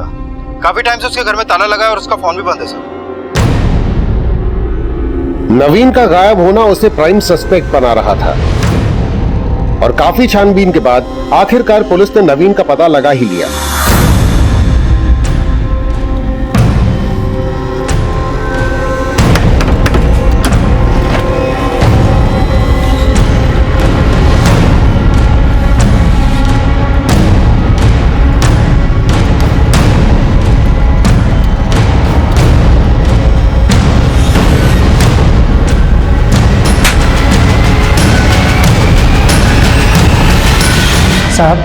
साहब मैं मानता हूँ कि मैं करण के साथ वो सब कर रहा था, लेकिन साहब मैंने करण को नहीं मारा साहब। उसे मारा नहीं तो भागा क्यों था?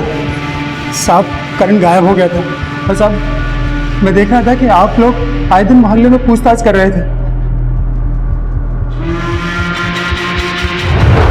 साहब मुझे ऐसा लगा कि कहीं आपको ये सब पता ना चल जाए कि मैं करण के साथ, इसलिए साहब डरकर मारा भाग गया था मैं। लेकिन साहब मैंने करण को नहीं मारा साहब मैंने करण नवीन अपने बयान पे कायम रहा कि उसने करण की हत्या नहीं की थी और तभी इमरान मर्डर केस से जुड़ा एक और राज सामने आया। सर इमरान के फादर सैयद के बारे में कुछ बातें पता चली। कुछ दिनों से सैयद के अपनी बीवी के साथ लगातार झगड़े हो रहे हैं और उनके घर से झगड़ों की आवाजें आती हैं। पड़ोसियों ने बताया कि उन्होंने इमरान की मां को कई दिनों से घर से बाहर निकलते हुए नहीं देखा है।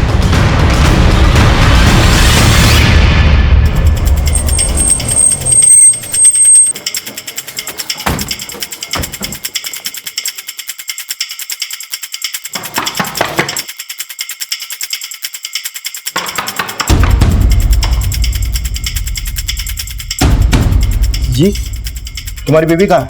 वो सब मायके गई हुई है। कुमार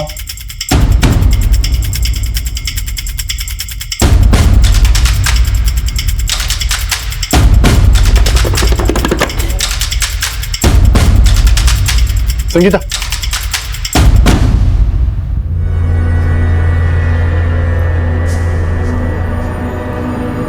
साहब आपको जरूर कोई गलतफहमी हुई। मेरी बीवी यहाँ नहीं है। सर इसकी बीवी ने सब सच बोल दिया है।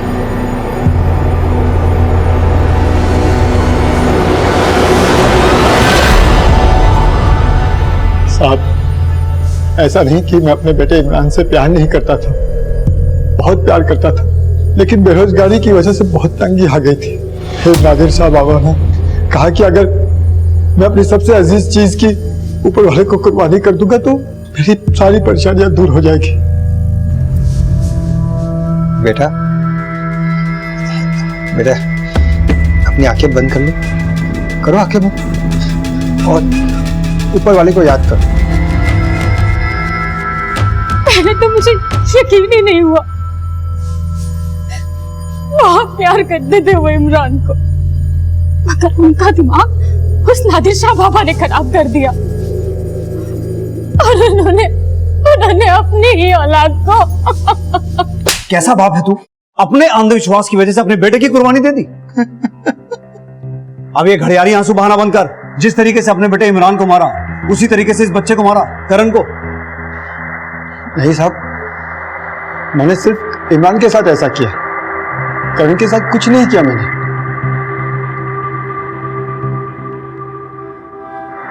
इमरान अपने पिता के अंधविश्वास का शिकार हुआ था और उसके पिता को वो अंधविश्वास देने वाले नादिर शाह को भी गिरफ्तार कर लिया गया। लेकिन करण किसके अपराध का शिकार हुआ था, ये अभी भी रहस्य बना हुआ था। सर इन सबका मोटिव है करण का मर्डर में, लेकिन काफी जोर देने के बाद भी ना तो इनमें से कोई अपना गुनाह कबूल रहा है और ना ही इनमें से किसी के भी खिलाफ अभी तक कुछ मिला है। विनय, इसमें हाथ उसी का है जिसने करण के फादर से करण की फिरौती मांगी थी, लेकिन एक बार रैंसम कॉल आने के बाद दोबारा कॉल नहीं आया। किसी भी तरह से ये पता लगाओ कि कृपा शंकर नाम के फेक आईडी से लिया गया फोन कौन इस्तेमाल कर रहा है। Okay sir.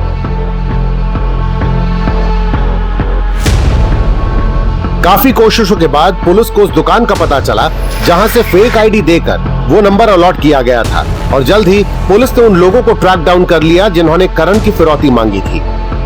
सर जिस नंबर से करण के फादर को रैंसम कॉल आया था और वो नंबर जिस दुकान से फेक आईडी देकर खरीदा गया था उस दुकान को पता चला है सर, और वहां से ये भी पता चला है कि वो नंबर ये नरेश और जोगी ने खरीदा था। कौन है ये दोनों? सर ये दोनों राम बाबू की किराना शॉप पे काम करते हैं।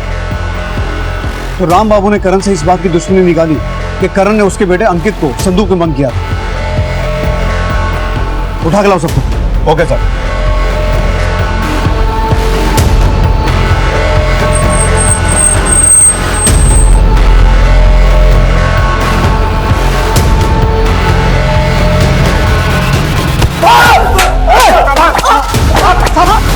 नहीं साहब, मुझे नहीं पता कि नरेश्वर जोगी ने क्या किया, लेकिन मैंने उसे कुछ नहीं कहा साहब। राम बाबू जी ने नहीं कहा था फिरौती मांगने के लिए, हम खुद ही मांग रहे थे। साहब, उन्होंने हमें बताया था कि काफी समय से उनके मकान मालिक का बेटा खो गया है और मिल नहीं रहा है, इसलिए हमने सोचा कि उनसे झूठ बोल के पैसे मांग सकते हैं साहब। लेकिन हमने करण को किडनैप नहीं किया था, बस उसका गायब होने का फायदा उठा रहे थे।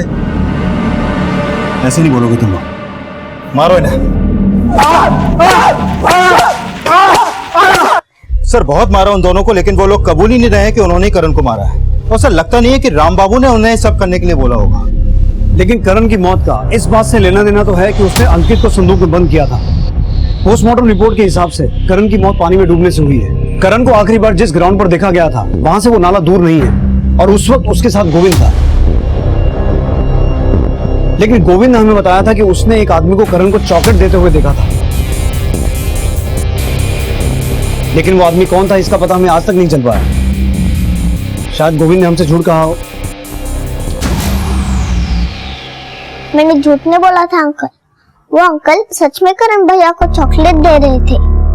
लेकिन आपके अलावा उन अंकल को करण भैया के साथ किसी ने देखा ही नहीं। सच बताओ, आपको मालूम है ना कि करण भैया को नाले में धक्का किसने दिया था?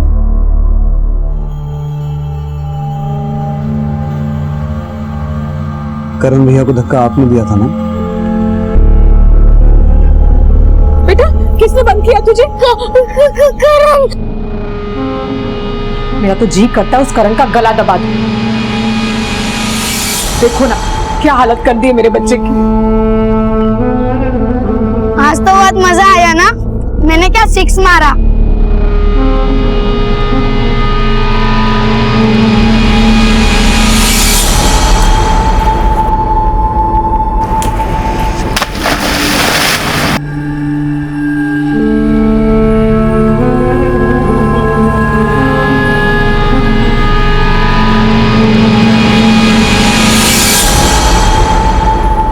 बेटा आपने करण भैया को नाले में धक्का क्यों दिया था? सच बताओ। मैंने करण भैया को जानबूझ के धक्का नहीं दिया, वो गलती से गिर गए थे। पापा मुझे घर जाने, पापा मुझे घर जाने, पापा मुझे घर जाने, पापा मुझे घर जाने। चलते हैं, चुप हो जाओ, चुप हो जाओ।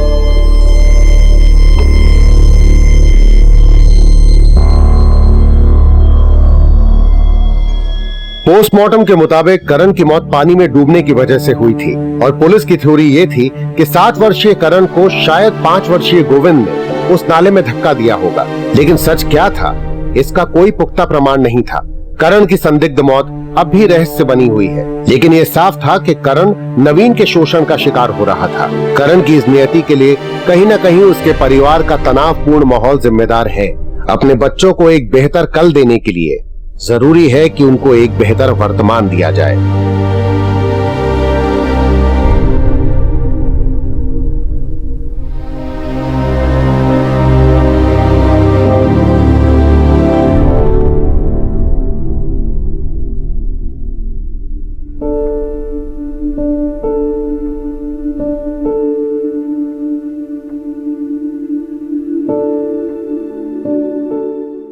क्राइम पेट्रोल के ऐसे ही मजेदार एपिसोड्स देखने के लिए हमारे चैनल को सब्सक्राइब करें